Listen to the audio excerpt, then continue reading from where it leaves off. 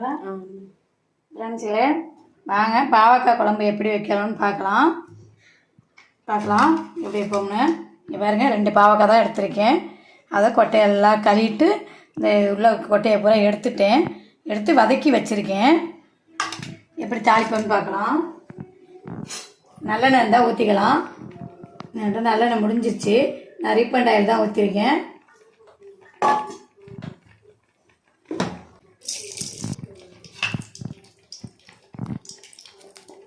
நல்லா பொரிஞ்சோடனே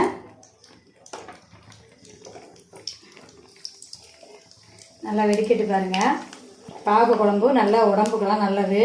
அது சோறுக்காரங்களாம் எடுத்துக்கிட்டாங்கன்னா வாரத்துக்கு ஒரு முறை எடுத்துக்கிட்டாங்கன்னா ரொம்ப ரொம்ப நல்லது.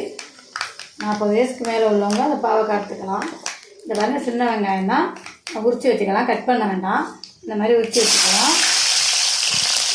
கொஞ்சம் போட்டுருந்துட்டோம். 10 நிமிஷம். பெரிய பூண்டு இருந்தாலும் போடலாம். அந்த பூண்டு இருந்தாலும் பாருங்கள், இந்த மாதிரி உரித்து வச்சுக்கலாம். இது கொஞ்சம் போட்டுக்குவோம். இப்போ ரெண்டுமே நல்லா வதங்கட்டும். 10 நிமிஷம் வதங்கட்டும். நல்லா செவக்கணும். அப்போ குழம்பு வந்து டேஸ்ட்டாக இருக்கும். நல்லா பூண்டெல்லாம் நல்லா சோர்ந்துச்சு பாருங்கள். வெங்காயமும் நல்லா பச்சை மாதிரி நல்லா வதங்கிட்டு பாருங்க. அடுத்து கட் பண்ணி வச்சுருக்கேன். பொடிசா போட்டுக்கலாம். வதங்கட்டும். அடுத்து கருவேப்பிலை எல்லாம் போட்டு நல்லா வதக்கிடலாம்.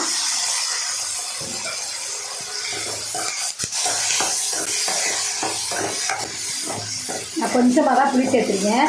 ஏன்னா ரொம்ப புளி சேர்க்க மாட்டேன். கொஞ்சோண்டு புளி, 2 ஸ்பூன் மிளகாத்தூள் போட்டிருக்கேன். 2 ஸ்பூன் மல்லித்தூள் போட்டிருக்கேன். கொஞ்சம் தேவையான உப்பு போட்டிருக்கேன். புளி போட்டு எல்லாம் இங்கே பாருங்கள் கரைச்சி வச்சுருக்கேன். 2 ஸ்பூன் மிளகாத்தூள், 1 ஸ்பூன் மிளகாத்தூள், மல்லித்தூள், உப்பு, எல்லாம் புளி எல்லாம் போட்டு இங்கே பாருங்கள் கரைச்சி வச்சுருக்கேன். இந்த அளவு வச்சா போதும். ஏன்னா பாவக்காய் நம்ம கொஞ்சம் தான் எடுத்துருக்கோம். இந்த அளவு குழம்பு போதும். பாருங்க, எல்லாம் மசாலா பூரா ஒன்று செஞ்சுச்சு பாருங்கள். தக்காளியெல்லாம் பாவக்காய் குழம்புக்கு இந்த மாதிரி தான் நம்ம எல்லாம் செஞ்சுக்கணும். இங்கே பாருங்கள், 2 பாவக்காய் எல்லாமே எடுத்துகிட்டு எண்ணெய் ஊற்றி நல்லா வதக்கி வச்சுருக்கேன். இப்போ இதையும் கொண்டு ஆட் பண்ணிக்கலாம். இப்போ வதக்கிடலாம் கொஞ்சம் எண்ணெயிலேயே. நேற்றுமே எண்ணெயில் வதக்கிடுவோம். இன்னமும் எண்ணெயில் போட்டு வதக்கிடலாம். அப்போ தான் கொஞ்சம் கசப்பு இல்லாமல் இருக்கும். சின்ன பிள்ளைங்க சாப்பிட்டாலும் நல்லாயிருக்கும்.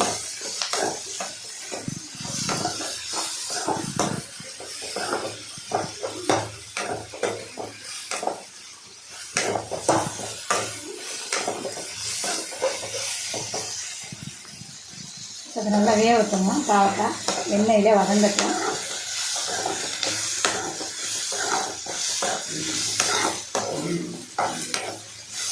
அதெல்லாம் பெரியவங்க நல்லா விரும்பி சாப்பிட்லாம். நல்லா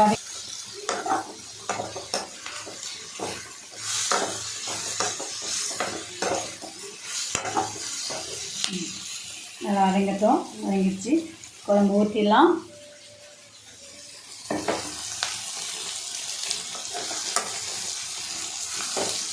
நல்லெண்ணெய் ஊற்றினா நல்லாயிருக்குங்க.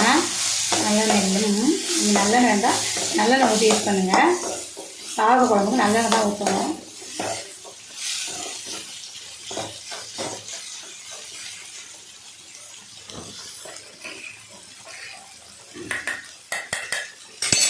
இல்லைங்க, குழம்பு ஊற்றுறேன்.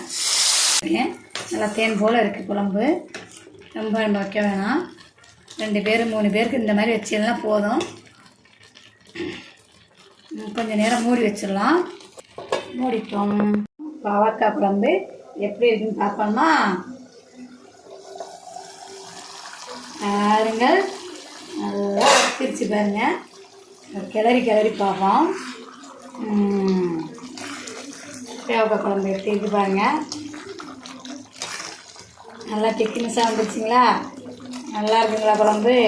இப்போ பார்க்கையில் சாப்பிடணும் போது தோணுமே. சாப்பிட்டு பார்த்துட்டு இந்த சேனலை பேலன்ஸ் பண்ணுங்கள். எப்படி இருக்குன்னு சொல்லி சப்ஸ்கிரைப் பண்ணுங்கள்.